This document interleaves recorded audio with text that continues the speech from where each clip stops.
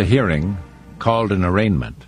The magistrate had set Randy's trial on the gun charge for February 19, 1991. But soon thereafter, Randy got a letter from the parole and probation officer who had been assigned to his case, one Carl Richens, a man the magistrate said Randy was to obey. Richens' letter stated in black and white that the trial was set for March 20th, 1991. After that, Randy had been shown an article that appeared in the Kootenai Valley Times in which Richens' boss, one Terry Hummel, denied that Richens had ever written such a letter. The letter Randy held right there in his hand. So Randy wondered, how does one believe these government people who lie to you and who lie to the people by lying to the press? How could he submit to any system so evil, he thought? How could he trust these servants of lawlessness? Then he and Vicky and the children had prayed for guidance, and they had received the word, and they sent the word down from Ruby Ridge by letter addressed, quote, to the servants of the Queen of Babylon, end quote, and delivered to the U.S. Attorney Maurice Ellsworth. The letter dated March 5th, 1991, read as follows, quote, and judgment is turned away backwards, and justice standeth afar off, and truth is fallen in the street, and equity cannot enter. Yea, truth faileth, and he that departeth from evil is accounted as mad, and Yahweh saw it, and it displeased him that there was no judgment. Isaiah 59:14 and 15.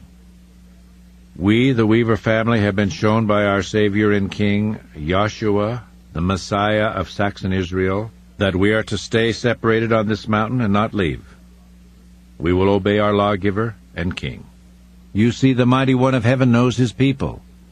You are servants of lawlessness, and you enforce lawlessness. You are on the side of the one-world beastly government. Repent, for the kingdom, the government of Yahweh, is near at hand. Choose this day whom you will serve. As for me and my house, we will serve Yahshua the King. Whether we live or whether we die, we will not obey your lawless government. And that was the end of the letter. The letter, written in Vicky's perfect script, bore the careful penned signature of each member of the family who could write, including little Rachel, who signed it very officially as Rachel M. Weaver. As I revisit this letter, the word innocence seems to seep to the forefront of the mind, and other words as well, like misguided and childlike and unreasoned. But when I am about to attach such judgments to this naive man and his prayerful family, I remember that his faith and the faith of mainstream America are, despite their differences in substance, still faith. Faith is the desperate gift, some say the divine gift, to the man who cannot see God, who understands only his puny mortal existence, and who is afraid. Afraid, we grasp frantically at whatever twig is within reach as we slip over the canyon wall. Randy Weaver's twig differed from the other twigs to which the masses in America cling, but at last they are all twigs, and he was as afraid as they, as afraid as we, as afraid as I. That I find major aspects of the Weavers' political and religious ideas at extreme odds with my own is not the issue here, nor do I either apologize or defend Randy and Vicky's beliefs, whatever they were. But when I hear Randy and his family referred to as cultists, and hated because of that label, hated because they believe differently than most of us, I remember that all believers, whoever they are, and whatever they believe, belong to their own cult. It is only when the cult becomes large enough and powerful enough to dominate major segments of the society that the cult loses its label as cult and becomes a respectable religion. So it was with the original Christian cult, whose cult members were Christ and the apostles, a cult whose members were required to hide, who held secret meetings under the sign of the fish, and who were reviled and hated and finally persecuted and crucified. The Pilgrims were cultists in England, as were many other sects who found refuge in America. America's heritage is rich in so-called cults, some good, some not, but the right of the citizen to worship as a member of a cult as he or she pleases has been protected from the beginning. The founders admonished that no citizen should be persecuted, for his beliefs, for his religion, for his clinging to cults, no matter how obnoxious, so long as his beliefs do not turn to violence. As the months passed, David Hunt, the inspector in charge of the local Idaho marshals, had already determined from friendly Weaver sources that the Weavers remained so isolated, so resolute, so armed because of their fear, based upon Magistrate Ayer's earlier erroneous admonition. Armed with this knowledge, Hunt wrote the Assistant United States Attorney, Ronald Hohen, suggesting that simple assurances be given Randy Weaver, that if Weaver surrendered, his home and his children would remain secure. But it didn't take long for Hohen to squelch that idea. He responded that, quote, "The areas of proposed negotiation are either not within my power to grant, or bind the government, too broad in their scope, or are the type of matters properly addressed in a plea agreement, in exchange for guilty pleas, but not mere surrender," end quote. As I later argued to the jury, and as the Department of Justice investigators thereafter found, Hohen had been provided an opportunity early on to seek a peaceful end to this horror, an opportunity he had scornfully dismissed out of hand. Hohen's response argues he was not into a peaceful solution. I never saw him when he was. His hard-nosed, hard-line stance against this frightened little family was in effect to say, "Your fear about your home and your kids be damned. You come down and plead guilty, or we'll take you the hard way." And with Hohen's decision, Inspector Hunt had no other choice but to proceed with his plans to capture Randy Weaver. During the long months following the family's decision not to surrender, the Weavers settled in and prayerfully waited for the coming of Armageddon. They attacked no one. They threatened no one. Friends brought them their groceries and their mail, which was already being secretly intercepted and examined by the government. Vicky, pregnant with Elisheba, was not able to make her visits to the doctor, and had become resolved to deliver the child without the aid of doctor or midwife. During this time, the Marshall Special Operations Group, or SOG, had established its automatic surveillance cameras and was carrying on its sneak peek forays in and around the Weaver property, preparing to capture this little man who had, by virtue of his audaciousness, become one of the United States Marshal Service's, quote, "major cases," end quote. In response to Randy's elevation to this rare group of murderers, traitors, and thugs, the Marshals had concocted elaborate plans for Randy's capture, one of which, after the Weavers had been holed up for more than 16 months, included the kidnapping of Sarah. As the Weavers read the scriptures, women were to be separated from the rest of the family during their menstrual periods, a practice common in early religions and many tribal cultures. For this purpose, the Weaver family had built a special shed, which was to serve as well as a place where Vicky would deliver her child. The small frame shack was called the birthing shed.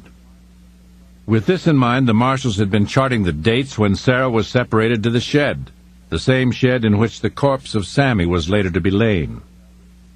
This thoroughly outrageous scheme was detailed in writing by the Marshals and duly forwarded to Washington for its approval. The Marshals had planned to assemble a task force consisting of 5 teams, including from 2 to 7 marshals each. In addition, there would be a command post with 1 supervisor, 2 spotters, 2 riflemen, and 1 backup person. The task force would include 2 technicians operating the main video below, a command post high up on the mountain, 1 administrative person, and a 4-man U.S. Army medevac team referred to as Vulture. There would also be a ruse vehicle manned by 2 marshals. With this force of 33 marshals and the other backup personnel, the marshals planned to forcibly take Sarah, who had committed no crime, and for whom the government had no warrant. Indeed, the marshals had been quite observant. Their plan read, quote, "Based on video surveillance, we have determined that Sarah begins her menstrual cycle around June 1st, 1992. During this time, Sarah lives in the birthing house, as, according to the Weaver beliefs, she is unclean and must remain away from the family until her cycle is over." Continuing the quote, "Shortly after all teams are in position at the lower section of the Eastern Trail, Team 3 would, during the night, move up to the area of the birthing house. The team members would then enter the birthing house, remove Sarah Weaver, and take her to a secure area. She will be detained and turned over to Boundary County Sheriff Bruce Whitaker." Continuing still with the quote, Team 3 would remain in the birthing house and detain anyone who came out to see Sarah. By the time the ruse vehicle starts up the road, we should have Sarah, Sam, and Rachel detained and turned over to the county sheriff. End quote. After that, the ruse vehicle would drive up, and when Weaver came out to investigate, the teams, fulfilling their various assignments, would subdue Weaver. In the meantime, at the trial, Assistant United States Attorney Hohen continued his snail's pace but relentless attack on the supposed beliefs of the Weavers.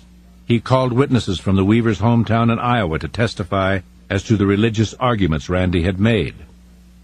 He subpoenaed their old friends to testify about how they sold their house and bought guns and how they trekked to Idaho, like characters out of the Grapes of Wrath, in preparation for the coming of Armageddon. From the earliest time in the case, Hohen sought the death penalty against Randy, surely knowing that no federal law then existing could be stretched to bring about Weaver's execution. And we, Randy's lawyers, were required to petition the court to strike the death penalty request from the case. Sometimes at night I would awaken, wondering what would happen if the judge bore the same burning enmity against Weaver as did Hohen. What would happen if the judge ignored the law and the jury convicted Randy? These days one cannot always rely on an appellate court to correct obvious wrongs, for the courts are being smothered with appeals by death row inmates, and consequently death penalty cases are often given short shrift. One can be kept sleepless when a single assistant United States attorney exercises his power to write those few abominable words on a page, words from which emerge terrible visions of the dangling noose, the dripping executioner's needle, the waiting firing squad. One sees them mostly in the night. I never knew what Randy Weaver saw in the night in his small, cold cell awaiting trial. I never asked him.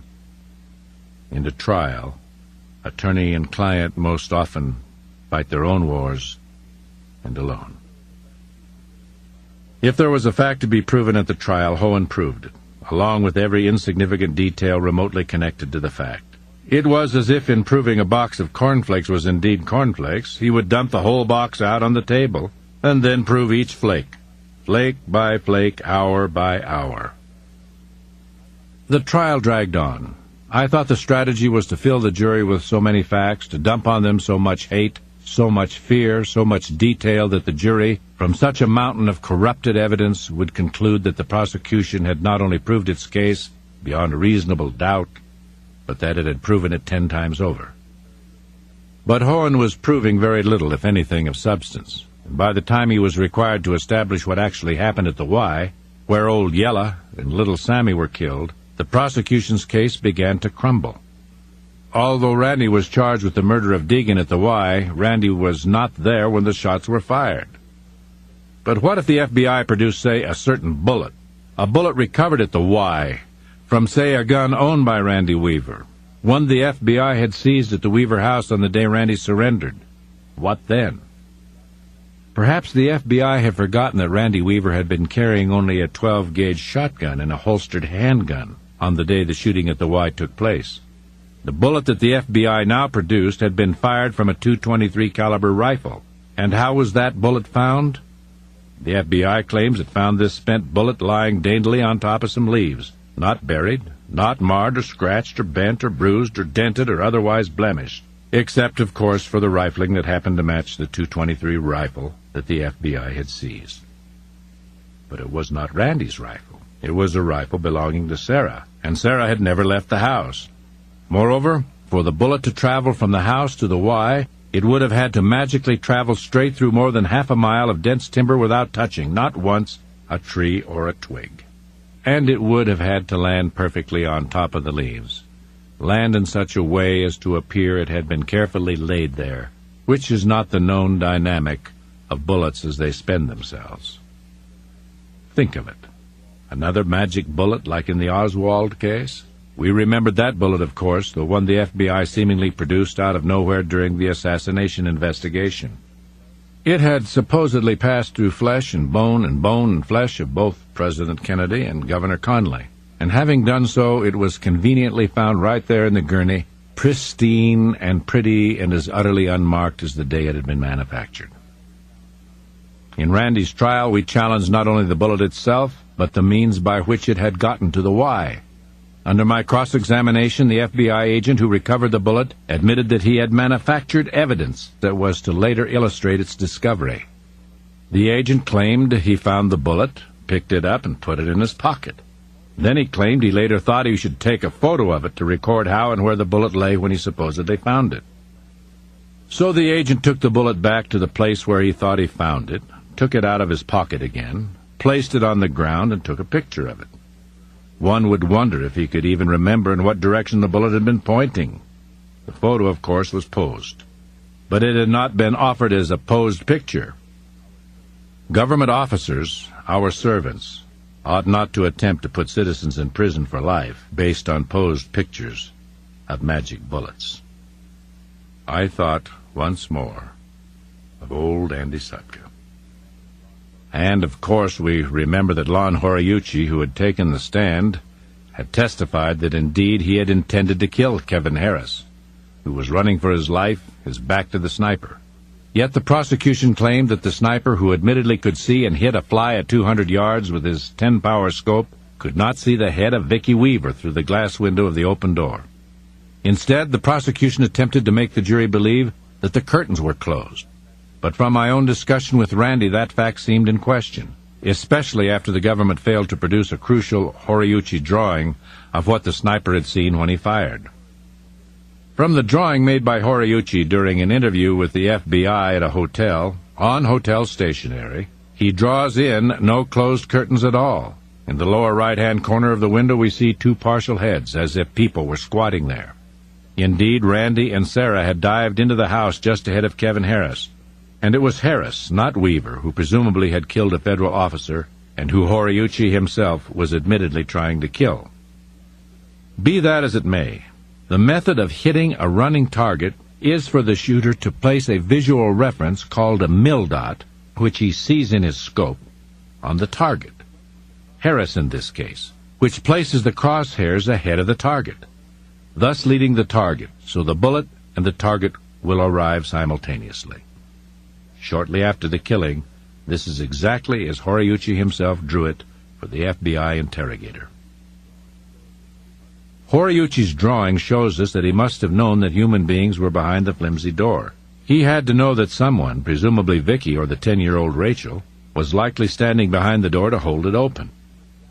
Moreover, the drawing proves he knew exactly where in the door he planned the bullet to strike.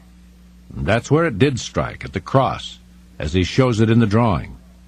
Vicki Weaver's head was behind the cross, that apocalyptic symbol, which served also as the point of aim for the killer. When Hohen confessed to the judge that the FBI had withheld his pivotal piece of evidence, Horiyuchi's drawing, His Honor Edward Lodge was irate. A legal as well as a moral obligation demands that the government produce all of the exculpatory evidence in its possession, that is, all evidence that is favorable to the defendant. From the outset, we had told the jury that the evidence would establish that Mrs. Weaver was intentionally shot by the federal agent. The Horiyuchi exhibit, withheld from us by the FBI, supported the conclusion that at the minimum the sniper knew human beings were behind the door into which he was shooting, presumably Vicki.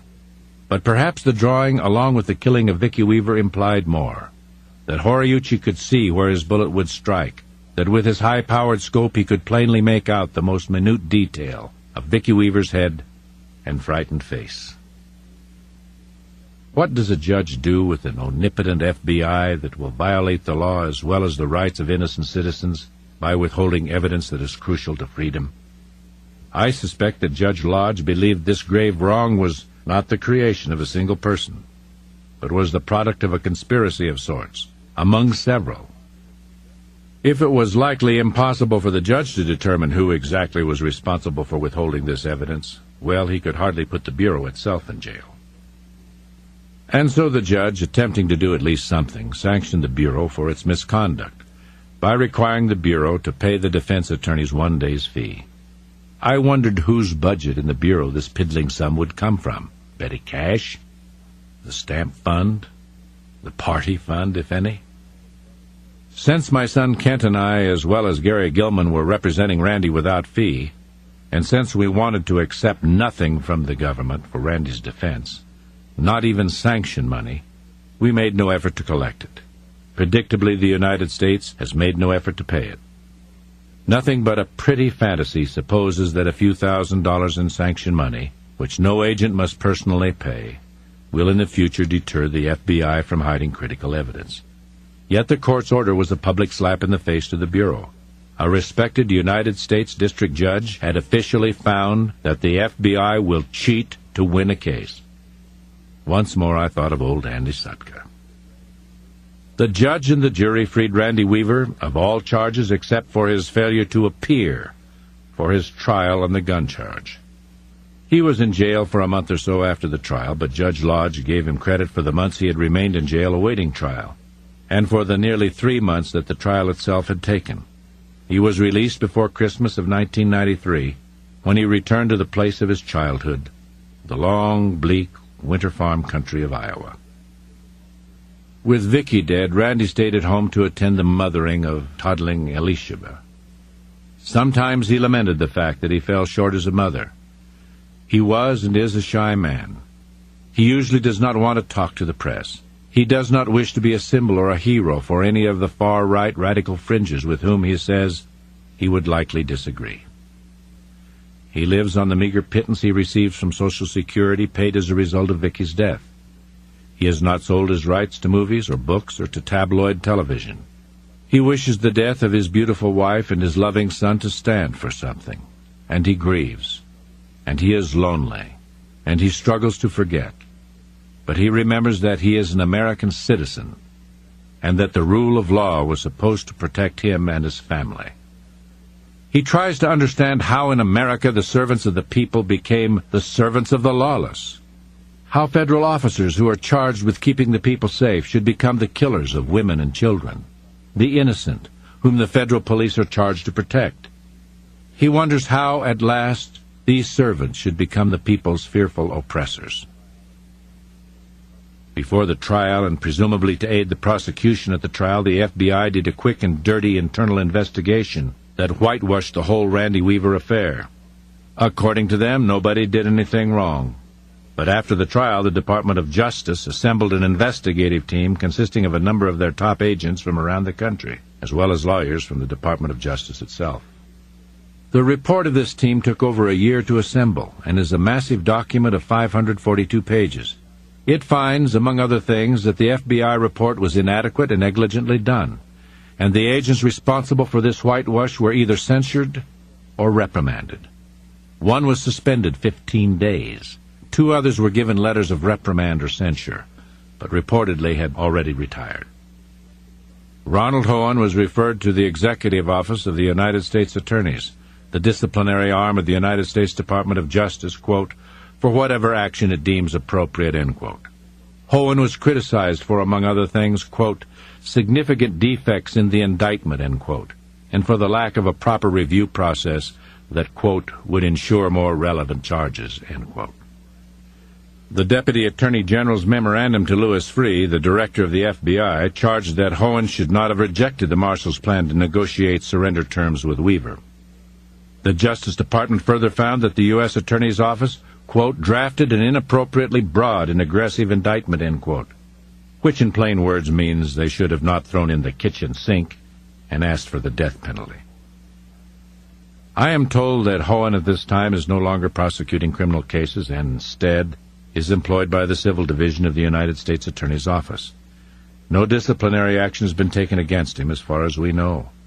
The Justice Department further found that the assumptions of the federal officers concerning Weaver, quote, that he was a former Green Beret, that he would shoot on sight anyone who attempted to arrest him, that he had collected certain types of arms, that he had booby-trapped and tunneled his property, exaggerated the threat he posed, unquote.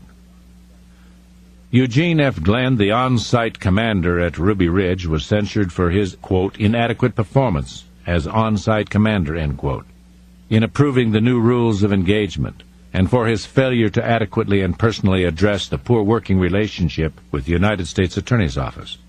He received a 15-day suspension and was removed from his field command. The FBI claims Richard Rogers voluntarily left the hostage rescue team. He was assigned to field work. He was also suspended for 10 days. The Department of Justice, despite the killing of 2 innocent people, a mother and a son, did not choose to prosecute anyone. Yet the same government was only too eager to prosecute 2 of its citizens who had committed no legal wrongs at all, and was willing to manufacture and secrete evidence to accomplish the same. At this writing, Glenn claims that Larry Potts, then the assistant director of the FBI, was fully aware of the new shoot-on-sight rule of engagement adopted for Ruby Ridge, and that Potts signed off on it, a claim which Potts now denies.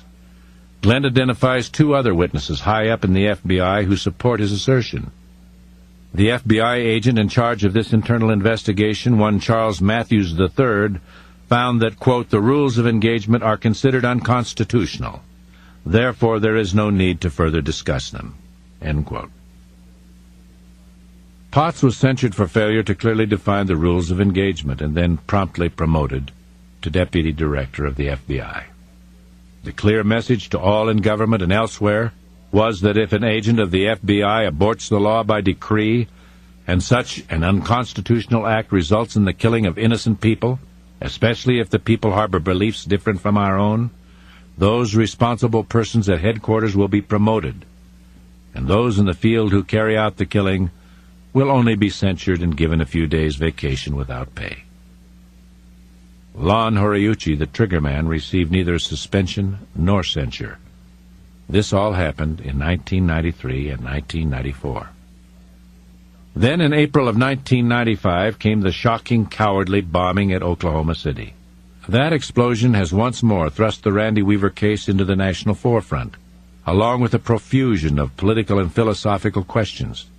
The fact that Weaver's name continues to be mentioned in light of Oklahoma City suggests that he still is associated, erroneously, with far-right violence, and that his acquittal of all major charges at the trial has never afforded him the vindication that a man might expect to enjoy who has been found not guilty by a jury of his peers. Instead, Randy Weaver has been viciously tarred and feathered by the government and the media, both in and out of the courtroom. After the Oklahoma horror, after the broken bodies of the dead babies were held up for the people to see, and the tired, brave men dug for many days against the rubble, mining for the dead, and after the weeping and the crippled and the white-sheeted corpses on the gurneys were pushed up before us on the screens day after day, and we joined in the shock and the sorrow, the media persons, most of whom had given little thought to the meaning of the Weaver case, began to ask their standard questions, often skimmed from the surface of their minds.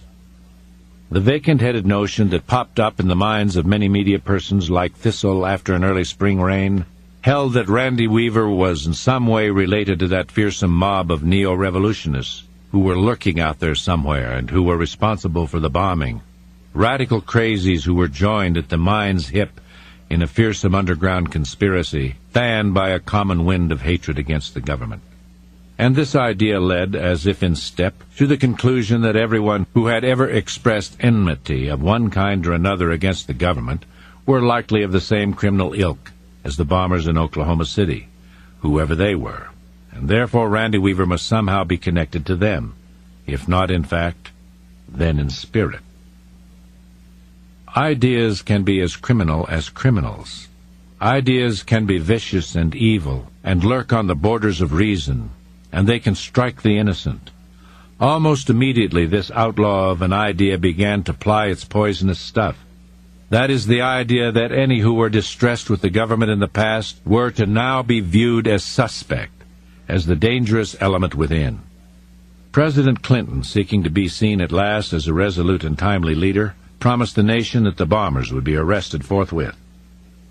Then he led the nation's new Inquisition by suggesting that all that mean talk from the far right, where his most vocal enemies lay, had probably encouraged renegades such as the Oklahoma bombers to do their evil deed. And those who called themselves constitutionalists and tax protesters, and people who called themselves patriots, and those who were members of the militia, and many other fringes on both the right and the left became the victims of the new paranoia. Waco is even more in the news than the Weaver case, as the media tied the Oklahoma City bombing to the second anniversary date of the Waco Holocaust, in which 19 children and scores of adults were burned to cinders. But the Waco crazies, so-called, were cultists, were they not? The Branch Davidians had resisted the federal officers, and several federal officers themselves had been killed, which seemed to lessen the tragedy that innocent children had been burned alive like baby lambs on fiery spits. No one spoke, not Ms. Reno, the Attorney General, not anyone, about how you could hear the screams of the little children through the flames, and how the smell of burning children had stifled the air and spoiled American history. In the wake of Oklahoma City, the president called for more power for the FBI. He wanted 1,000 more men, and he wanted to use the Army, no less, in situations like Oklahoma City. And he wanted more power to tap our phones and to invade our privacy. He wanted express authority from Congress to infiltrate the fringe groups, and in short, to snoop and to peer and to spy on the citizenry, especially on those who held different beliefs from those that flow in the murky mainstream of America. But the question remains, will we really be safer with 1,000 more or 100,000 more FBI agents armed with even greater power? We must be careful. These are dangerous times. When we are afraid, we want to be protected. And since we cannot protect ourselves against such horrors as mass murder by bombers, we are tempted to run to the government, a government that is always willing to trade the promise of protection for our freedom. This leaves, as always, the question, how much freedom are we willing to relinquish for such a bald promise? The world has indeed changed, but as the world changes, our fervent love of freedom must not change.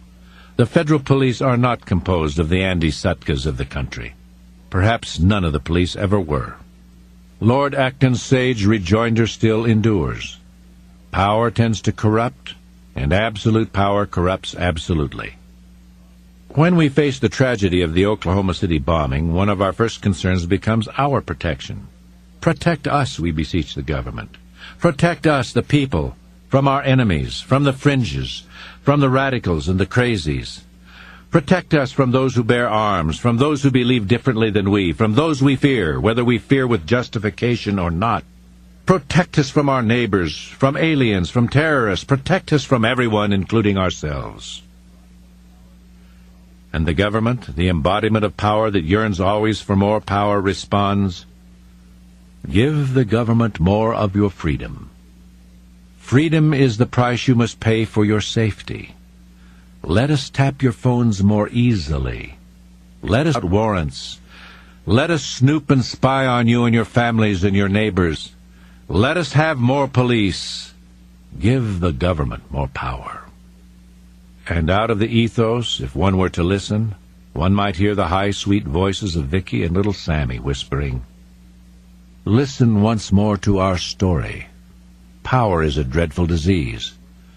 We were the victims of power. We were murdered by power.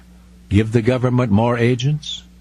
More agents to entrap you and to frighten you, to oppress you, and to tell all measure of untruths against you, and at last more agents to murder you and to prosecute your family for crimes they did not commit? Or perhaps if you listen, you will hear nothing. But have we not already identified the enemy of freedom? The enemies of freedom are not the fringes and the radicals and the crazies or those who want to own guns. We are the enemy. Our fear is the enemy.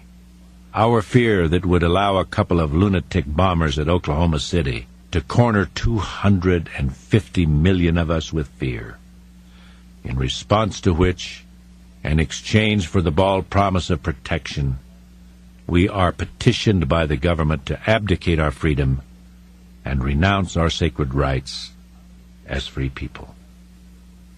Out of the story of the trial of Randy Weaver, like distant prophetic words from the firmament, emerges a wise and warning voice. We must listen to this voice. a voice often muffled by the shock and anger and fear we suffer as the products of that Oklahoma horror. The lesson of the Weaver trial must never become the vindication of Weaver's beliefs, but instead the need of all Americans freely to believe as they will, without risk of persecution by a government, or by a majority, or by a power clique. And to preserve this precious birthright, we must dedicate our constant attention, our unmitigated courage, and our purest, full energy.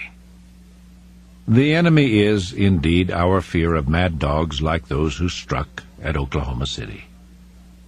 Yet there have always been mad dogs in our society who will attack the innocent flock. But will there not also always be the willing, waiting wolf, the hungry wolf standing by, who will offer to protect us from the mad dogs, if only we will deliver ourselves to the wolf? Eternal vigilance is still the price of freedom. Eternal vigilance, and today more than ever, courage. For now, as always, it takes courage to remain free.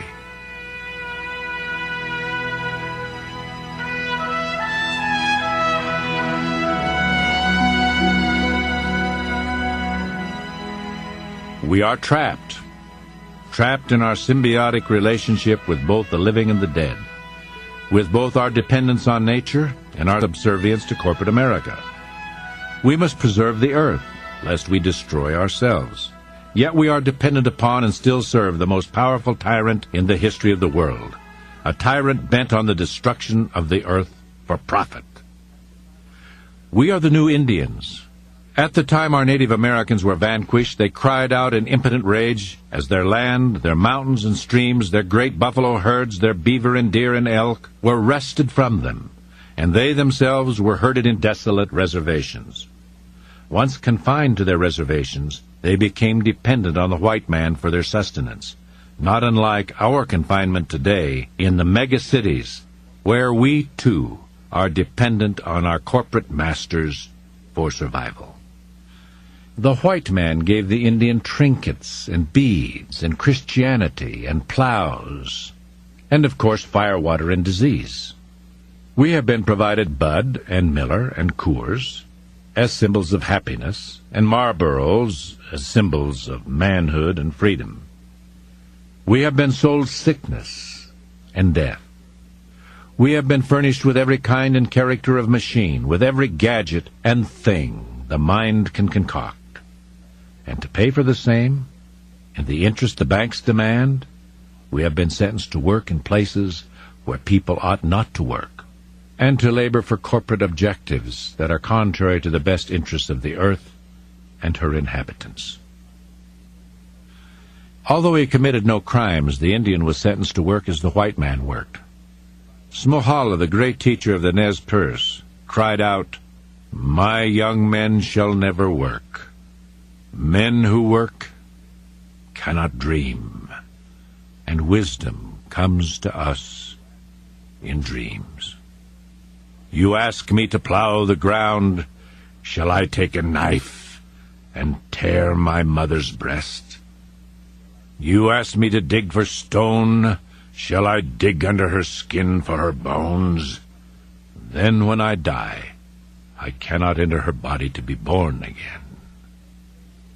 You ask me to cut grass and to make hay and to sell it and to be rich, like white men. But how dare I cut off my mother's hair?" We are the new Indians. I remember how my father worked for the railroad, with my mother helping at home. They were able to provide for us. We lived in a small Wyoming town. Like the Indian women who made jerky and pemmican, my mother gardened and canned the vegetables as well as the trout we caught in the streams. Canned, the trout tasted like salmon. The turnips and carrots went into the root cellar for winter. We had chickens. I remember how we hatched the chicks by the warmth of light bulbs in a box that we set near the furnace. The excess eggs went into water glass, as it was called, and were preserved for the bitter winter months when the hens stopped laying. We kept a goat in the backyard that provided our milk. It was my job to tend the goat, and to see that she got plenty of good green grass that grew along the edges of the alleys. We were Indians in the way we lived. My father hunted. We lived all winter on the deer and elk and antelope he brought home, and we shared it with neighbors who had no hunting fathers. My mother made my winter coat out of the tanned hides of elk and deer, and my mittens out of the lighter skins of antelope. I remember how my father felt about the great outdoors. Sometimes my mother would scold that we should go to church, when instead in the summer we went fishing, and in the fall our family moved to the mountains in our tent to hunt. My father would reply, "A person can worship God a good deal better out in God's church," by which he meant the mountains, than in some man-made, stuffy building in town. And I thought he was right. Yet in other ways I was not Indian. Born in town, in captivity, when I was alone in the mountains I often felt afraid. I remember when my father would take me hunting, and when I was too young to keep up with him as he stayed on the track of a deer in new snow, sometimes he would deposit me in a safe place like the doe leaves her fawn. "Stay here," he would say, pointing to a group of fallen logs along the trail that provided shelter. "I'll come back for you." "Don't leave me alone," I'd cry. I was 8 or 10. "I'm afraid." I remember looking in every direction. There was nothing civilized in sight, no roads, no houses, no people, only mountain unfolding on mountain. In the silence of the forest there were no sounds except the chatter of a squirrel or the occasional scolding of a jay. "You're safe here. You're in the mountains," my father would say.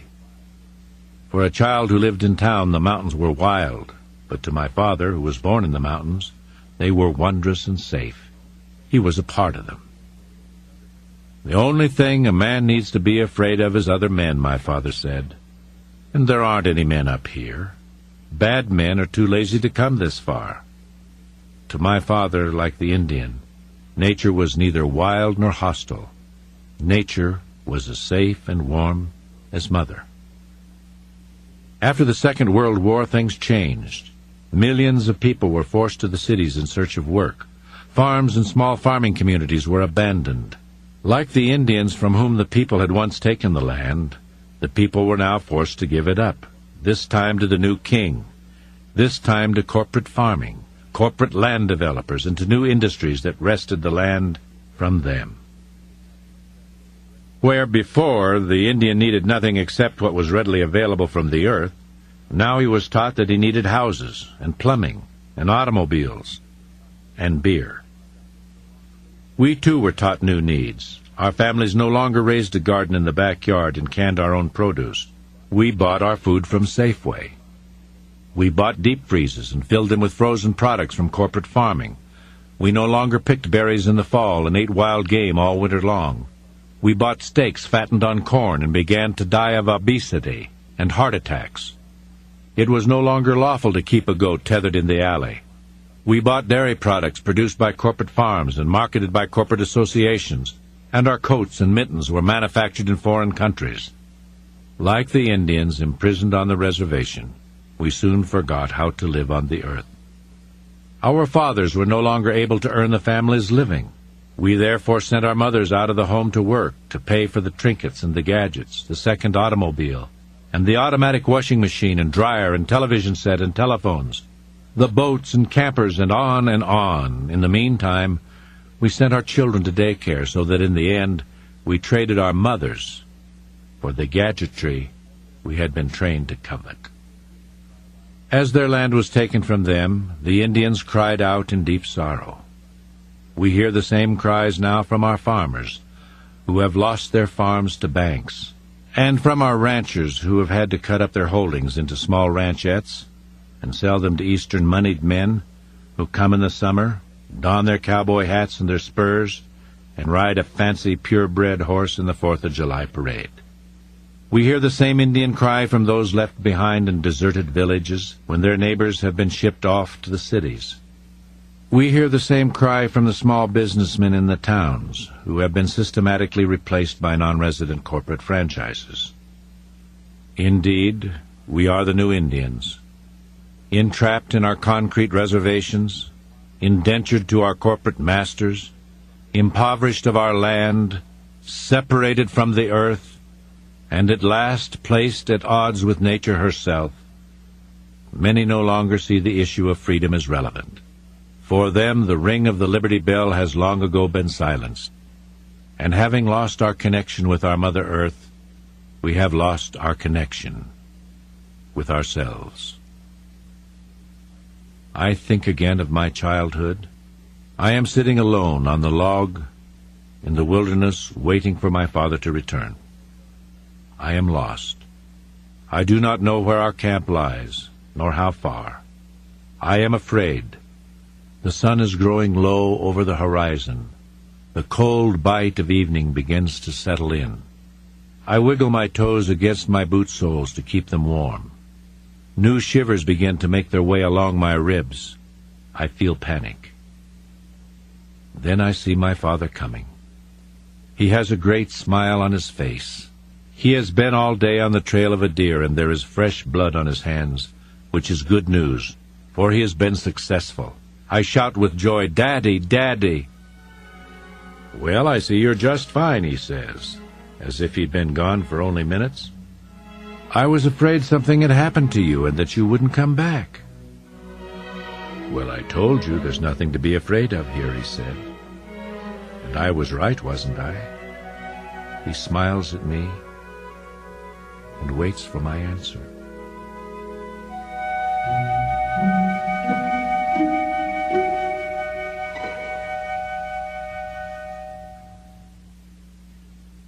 This is the end of Side 2. From Freedom to Slavery continues on the next tape, Side 3.